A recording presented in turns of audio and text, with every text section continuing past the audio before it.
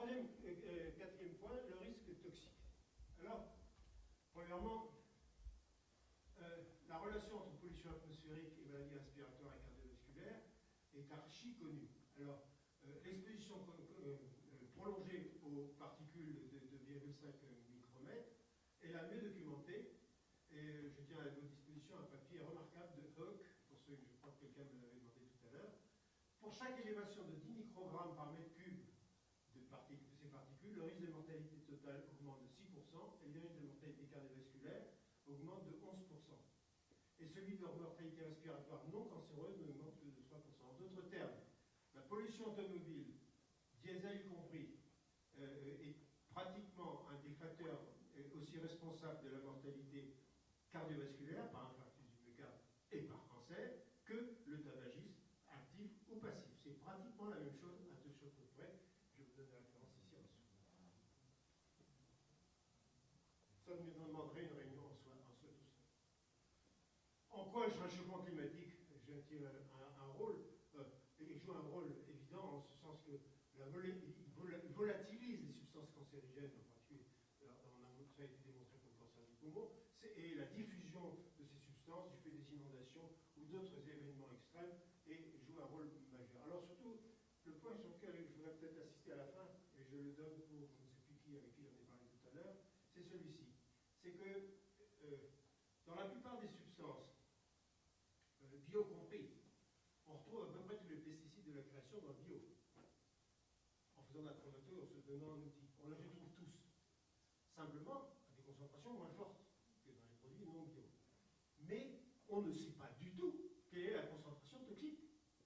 Et pour une raison très simple, c'est que la courbe toxicité en fonction de taux d'exposition, elle n'est pas monotonique. C'est-à-dire que certaines substances toxiques sont plus toxiques à concentration nanomolaire qu'à concentration molaire. Et ceci a été démontré dans un très beau papier dans Chemical Review que je vous recommande, Vandenberg, 2012, vous trouvez la référence. Et si vous faites votre toxicologie dans ça, vous allez retrouver cette courbe. Si vous la faites ici, vous ne retrouverez rien du tout. Donc on ignore actuellement la dose toxique de la plupart des agents qui sont dans la nature. Je parle des pesticides, mais je peux aussi bien parler des déchets de médicaments que vous mettez dans les toilettes ou de tout ce que celui qui n'a point péché lève la main le premier. Il y a des millions, des milliers de choses. Et alors, vous allez voir tout à l'heure que là où c'est intéressant, c'est quand on compare ça à l'état des lieux.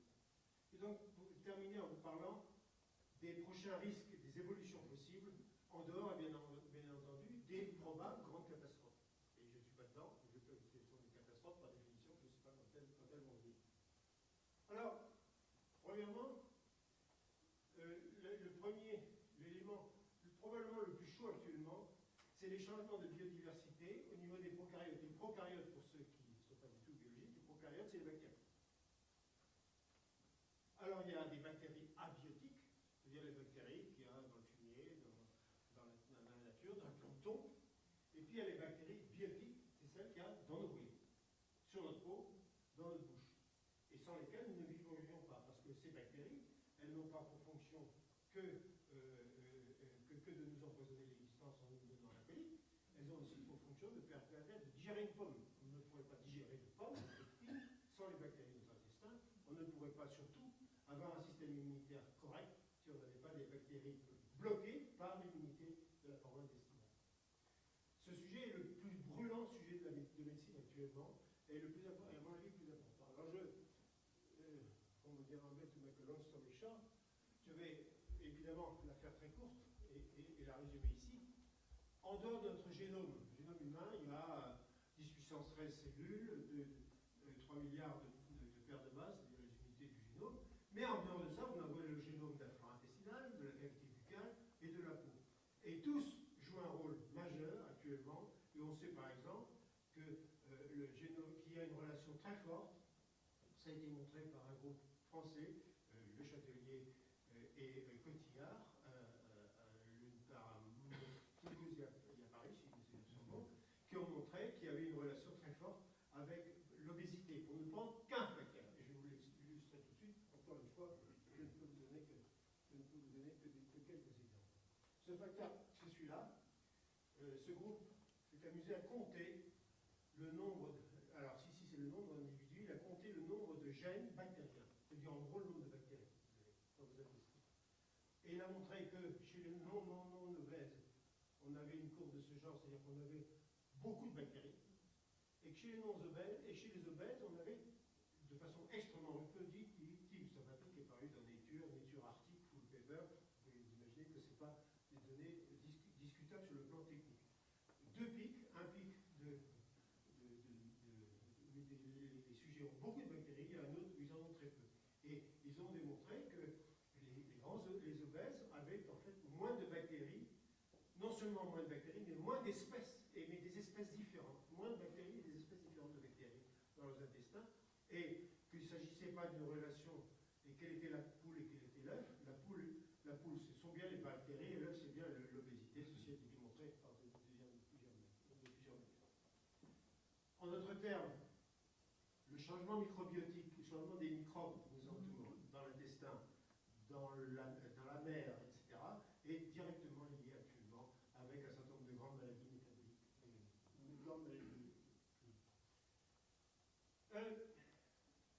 Je vais terminer par un nécessaire état des lieux. Comme je vous l'avais dit tout à l'heure, il y a deux transitions. Nous aussi, on aime bien la transition en médecine, transition épidémiologique. Il y a la transition du début du 19e. Quand on a commencé, quand M. Semmelweis s'est lavé les mains en sortant de sa salle d'autopsie pour accoucher une dame. Immédiatement, sa mortalité postnatale est chutée de 80%. Alors, il avait le gros avantage d'être hongrois à Vienne. Alors, vous imaginez, tous les professeurs de Vienne avec Angela Pierre-Autour, etc., qui n'avaient jamais les mains, ont fini quand même par se laver les mains. On s'est aperçu que ça augmentait effectivement, ça diminuait la mortalité, ça augmentait la durée de vie. Et puis il y a une deuxième transition, c'est celle à laquelle nous assistons actuellement, c'est ça sur quoi je voulais insister aujourd'hui, c'est celle qui est d'origine climatique.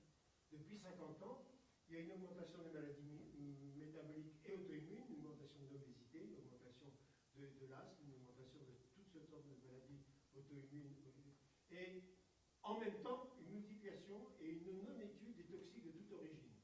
Qu'il y ait un lien de cancer, de cause à effet, je vous laisse juger, et je rajoute à ça les maladies liées à l'âge, en particulier, que je vais revenir souvent, les cancers. Alors, je vais terminer par ça, parce que c'est très joli de dire, voilà, le changement climatique va changer telle chose, ou tel toxique est responsable de telle maladie. Mais finalement, sur la mortalité, globalement, on vit plus vieux, donc c'est moins grave qu'on ne le pensait. Donc il faut regarder un tout petit peu dans les trous les données épidémiologiques vraies.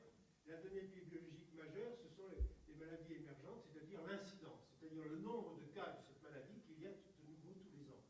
Pas la mortalité, parce que la mortalité, qu'elle diminue ou qu'elle augmente, ça peut être dû simplement à l'efficacité de la thérapeutique, et pas du tout aux diminutions du nombre de cas.